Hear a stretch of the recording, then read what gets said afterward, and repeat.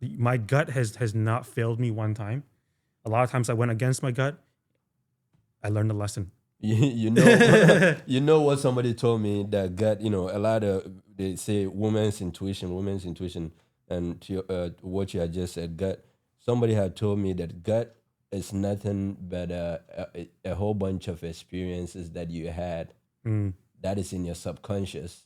It's telling yes. you that, hey, this is not gonna go right Yeah. because of experiences. Yeah. You know, And subconscious is a key word because Mhm. it's a whisper. Yeah. You have to pay attention to it. It doesn't shout at you. But the third lesson is, and let's just get to the point here, Mm. is how do I keep going to the next level, and how do I not get to a point where I'm plateau and I don't settle?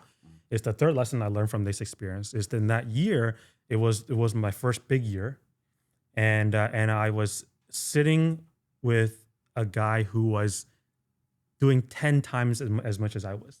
Mm. So I thought I made a good amount of check. I was like, oh, I made a lot of money. I'm that guy, right? Yeah. Yeah.